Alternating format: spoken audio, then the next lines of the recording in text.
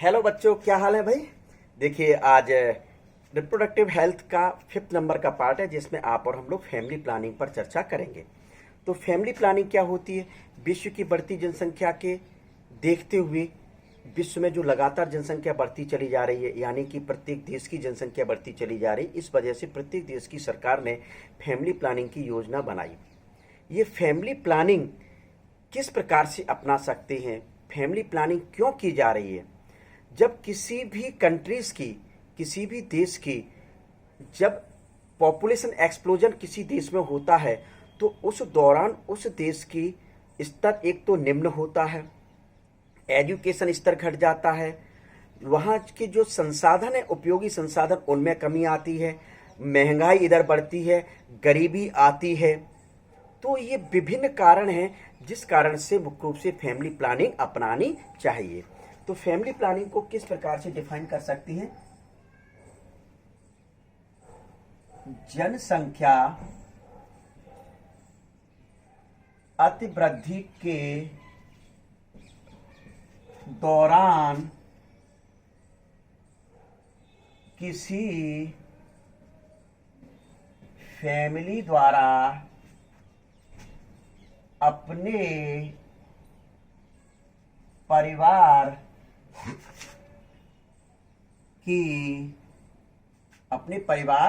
के सदस्यों की संख्या सीमित करना फैमिली प्लानिंग या परिवार नियोजन कहलाता है। तो सीधे सीधे लिख दिया गया कि जनसंख्या अतिवृद्धि के दौरान यानी पॉपुलेशन एक्सप्लोजन के समय किसी फैमिली द्वारा जब अपने परिवार के सदस्य जो होते हैं उन सदस्यों को सीमित कर दिया जाए तो आप और हम लोग मुख्य रूप से क्या कर सकते, जनसंख्या को नियंत्रित कर सकते। तो यही विधि फैमिली प्लानिंग या परिवार नियोजन कहलाती है। हर गवर्नमेंट हम दो हमारे दो का नारा दे रही है।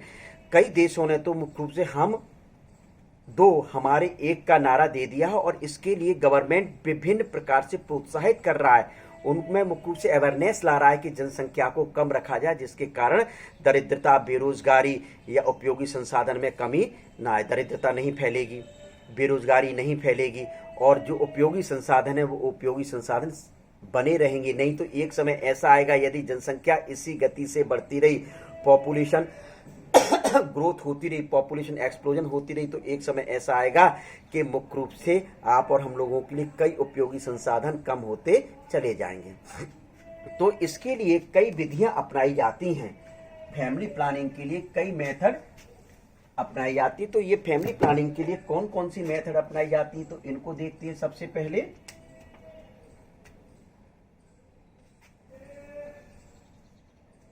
देखिए, फर्स्ट नंबर पर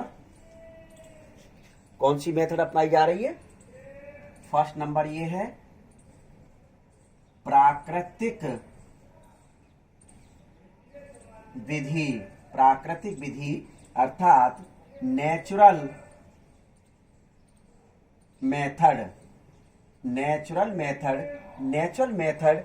और सेकेंड नंबर पे जो आता है यह कौन सा है? कृत्रिम विधि। इसको आर्टिफिशियल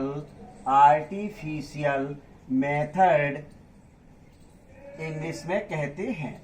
तो ये दो विधि हैं जिनके द्वारा मुख्य रूप से फैमिली प्लानिंग को अपनाया जाता है। तो देखिए, सबसे पहले प्राकृतिक विधि क्या होती है? इस प्रकार की विधि जिसमें मेडिसिन का उपयोग ना हो, औषधि का उपयोग ना हो, किसी प्रकार के यंत्र का उपयोग ना हो, सिर्फ और सिर्फ अपने आप प्राकृतिक कंडीशन में मुख्य रूप से जब संतान होने से रोका जाए, यानी फीमेल को प्रेग्नेंट ना होने दिया जाए, तो उस विधि को ही क्या कहा जाता? प्राकृतिक विधि, यानी कि नेचुरल मेथड के नाम से जाना जाता है। इसमें कौन कौन सी मेथड आती हैं, कैसे रोका जा सकता है? नंबर 1 मुख्य रूप से बताया जाता है आवधिक संयम। नाम से स्पष्ट हो रहा, आवधिक संयम यानी कि कंट्रोल। क्या कहा जा रहा है कि इसमें मुख्य रूप से कंट्रोल किया जाए, तो क्या कहा जाएगा, पीरियोडिक एब्स्टिनेंस पहला नंबर। दूसरा नंबर बाह्य स्खलन, दूसरा नंबर यानी कि कोइटस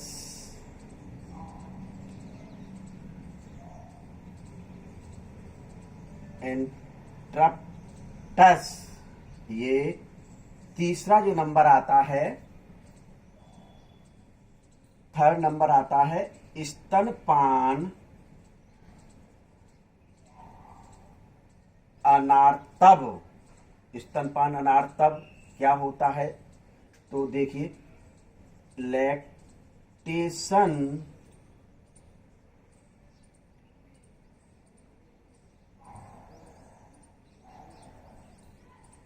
एमिनो रोहिया।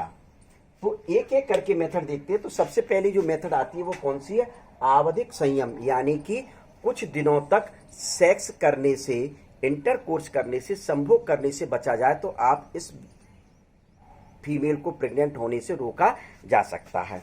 तो कैसे बताते हैं कि आप लोग देखते हैं कि यदि 10 to 18 डेज तक सेक्स ना किया जाए, ऐसा क्यों कहा जा रहा है इसी दौरान, क्योंकि एमसी साइकिल होती है। एमसी साइकिल के 14 डेज पर क्या होता है, ओव्यूलेशन होता है।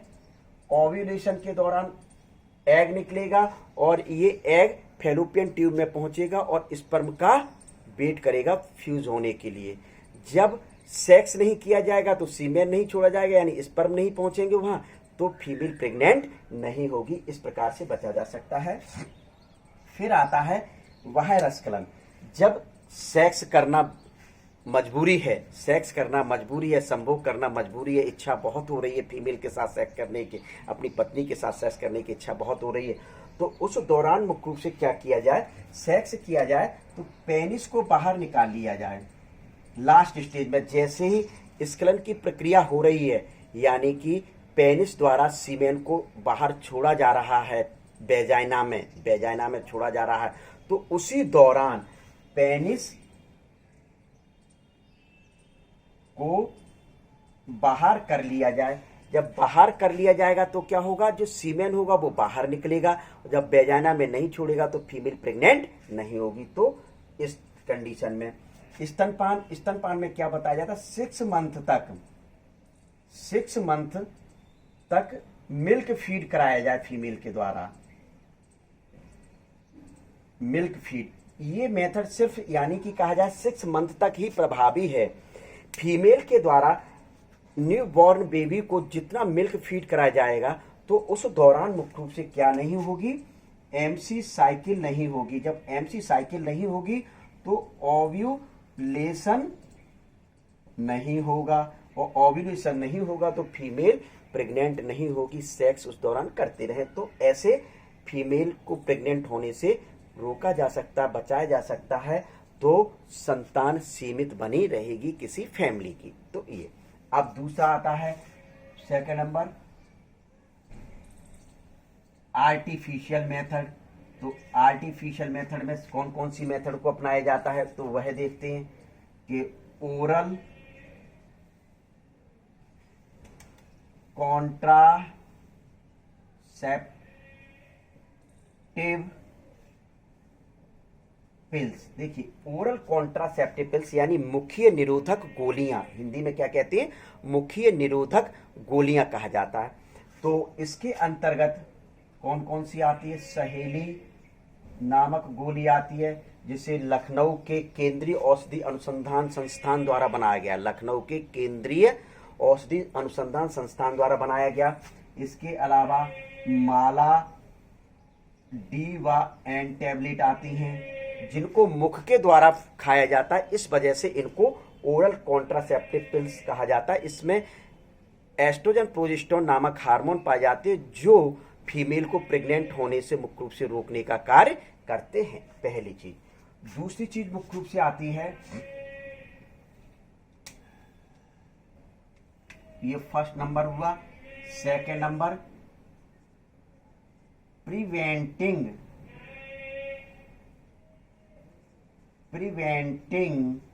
फर्टिलाइजेशन। अब प्रिवेंटिंग फर्टिलाइजेशन का मतलब ओवा व स्पर्म को फ्यूज ना होने दिया जाए। ओवा और स्पर्म को फ्यूज ना होने दिया जाए। जब स्पर्म और ओवा को फ्यूज नहीं होने दिया जाएगा तो निश्चित तौर पर मुख्य रूप से फीमेल प्रेग्नेंट नहीं होगी। तो इस प्रकार से सदस्यों की संख्या को सीमित किया जा सकता है, अर्थात परिवार नियोजन को अपनाया जा सकता है। अब थर्ड जो पॉइंट आता है, थर्ड पॉइंट में बताते हैं तीसरे नंबर का MTP। इसकी फुल फॉर्म लिख लें आप लोग, medical termination pregnancy. Medical termination pregnancy के नाम से इसको जाना जाता है। तो एक एक कर कर पढ़ते हैं आप लोग। पहला नंबर, सहेली माला डी व एन गोलियों को मुख के द्वारा खाया जाए तो मुख्य रूप से प्रेग्नेंट होने से फीमेल बच सकती है। इस वजह से इसको ओरल कॉन्ट्रासेप्टिव पिल्स के नाम से जाना जाता है। Preventing fertilisation. अब फर्टिलाइजेशन को किस प्रकार से रोका जाए, क्या फर्टिलाइजेशन को किस प्रकार से रोका जा सकता है, तो इसके लिए कई मेथड को अपनाया जाता है। यानी कि एग और स्पर्म को फ्यूज ना होने दिया जाए, फर्टिलाइज ना होने दिया जाए, तो किस प्रकार से मुख्य रूप से किया जा सकता है। तो इसमें सबसे पहले फर्स्ट जो मेथड आती है जिसको IUCD या इसको कॉपर टी मेथड इसके अंतर्गत आती है, कॉपर टी। तो IUCD की फुल फॉर्म लिख लीजिए, intra uterine contraceptive device. IUCD की फुल फॉर्म जल्दी से लिखें सभी बच्चे, intra uterine contraceptive device. Intra uterine contraceptive device. तो ये पहली मेथड होती है। दूसरी मेथड इसमें कौन सी आती है, कंडोम। तीसरे नंबर का जो पॉइंट आता है वह है स्पर्मीसाइड।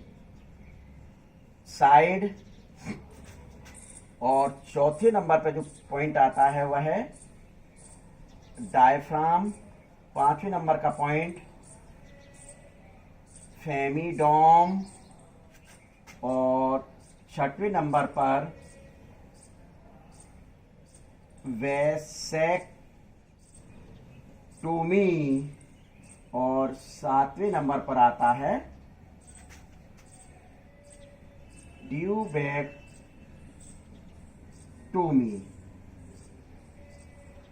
तो ये जो मेथड हैं, इन मेथड के द्वारा मुख्य रूप से फीमेल को प्रेग्नेंट होने से रोका जा सकता है। 2, 3, 4, 5, 6 और 7, ये 7 मेथड है। तो एक एक करके मेथड को देखते हैं। IUCD यानी इंट्रा यूटेराइन कॉन्ट्रासेप्टिव डिवाइस। इसमें क्या होता है कि मेडिकल साइंस के द्वारा एक कॉपर टी यंत्र बनाया गया। इस कॉपर टी को मुख्य रूप से फीमेल यूटेरस में फिट कर दिया जाता है, जिसके कारण फीमेल प्रेग्नेंट नहीं होती है।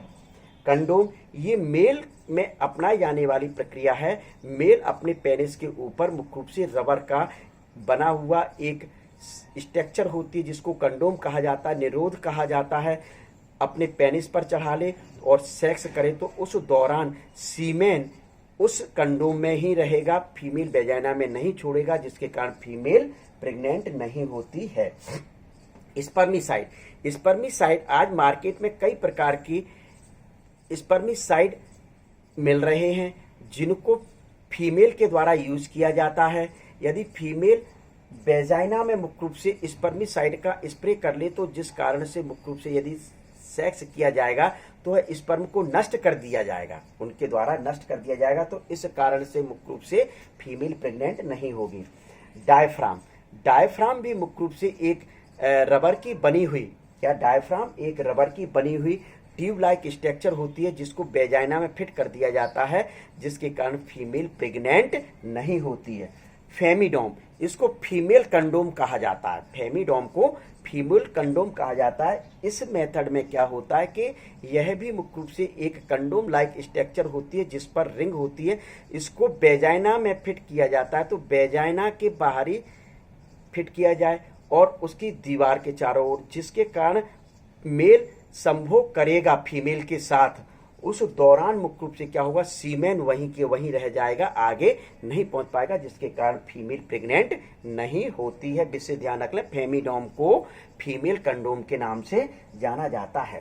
Vasectomy, tubectomy is very very important. ये बोथ आर इंपोर्टेंट पॉइंट्स, ये दोनों बहुत इंपोर्टेंट पॉइंट्स हैं जो हर स्टेट के बोर्ड एग्जाम में पूछे जाते हैं और मेडिकल नीट एग्जाम में तो इससे बहुत अच्छे क्वेश्चंस किए जाते हैं। तो वैसेक्टोमी क्या होता है, जो वैसेक्टोमी टेस्टिस से होकर नलिका निकलती है और स्पर्म को ले जाती है, तो आगे चलकर मुख्य रूप से एक वास डिफरेंस होती है। वास डिफरेंस को काटकर बेंड कर दिया जाए, बांध दिया जाए, क्या सीजर केस के दौरान मुख्य रूप से उसको काटकर बेंड कर दिया जाए, तो जिसके कारण स्पर्म आगे नहीं पहुंच पाएंगे, यानी कि सीमेन जो इजैकुलेट करेंगे उस सीमेन में स्पर्म या शुक्राणु नहीं होंगे, और स्पर्म और शुक्राणु नहीं होंगे तो फीमेल प्रेग्नेंट नहीं होगी, आदि फीमेल के ओवा को फ्यूज नहीं कर पाएगा।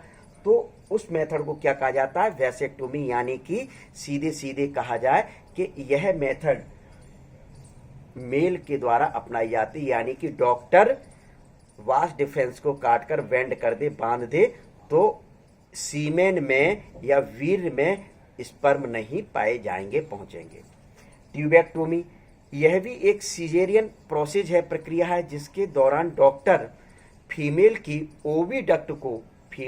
ओविडक्ट को या फैलोपियन ट्यूब को काटकर बेंड कर देता है, तो जिसके कारण ओवा जो रहता है वह ओवा मुख्य रूप से वह फर्टिलाइजेशन प्लेस पर नहीं पहुंच पाता है।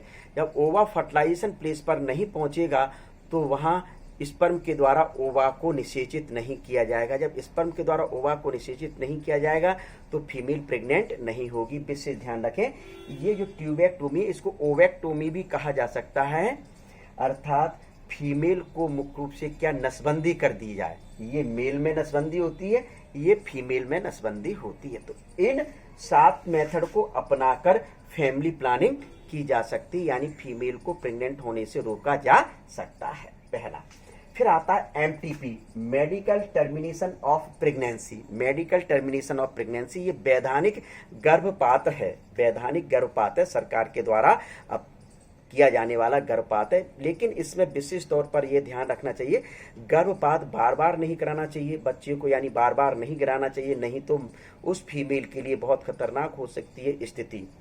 तो चिकित्सकीय यंत्रों द्वारा डॉक्टर के माध्यम से लगभग कहा जाए कि 15 सप्ताह का, 12 से 18 सप्ताह का लगभग जैसे ही एम्ब्रियो होता है, तो उसी दौरान मुख्य रूप से क्या किया जाए, इस समय तक, मतलब ये ज़्यादा नहीं कि मतलब 1-1.5 महीने 2 महीने हुए उसके बाद ये नहीं, जैसे ही पता चलता है कि फीमेल को कि मैं प्रेग्नेंट हो चुकी हूँ, तो डॉक्टर की सलाह के द्वारा गवर्नमेंट हॉस्पिटल में, सिर्फ विशेष ध्यान रखें, गवर्नमेंट हॉस्पिटल में जो एम्ब्रियो डेवलप हो रहा है उस एम्ब्रियो को चिकित्सकीय यंत्र द्वारा डॉक्टर के माध्यम से गर्भपात करा दिया जाता है, यानी कि उसको मार दिया जाता है। उसी को कहा जाता है मेडिकल टर्मिनेशन ऑफ प्रेगनेंसी। लेकिन ध्यान रखा जाए, यह प्रक्रिया बार बार अपनाई जाती है तो फीमेल के लिए खतरनाक हो सकती है। तो ये तीसरे नंबर की आर्टिफिशियल मेथड थी। इन विभिन्न विधियों को आप और हम लोग अपनाकर फैमिली प्लानिंग कर सकते हैं, यानी जन्म नियंत्रण को किया जा सकता है, बर्थ को कंट्रोल किया जा सकता है और उस देश का विकास हो सकता है।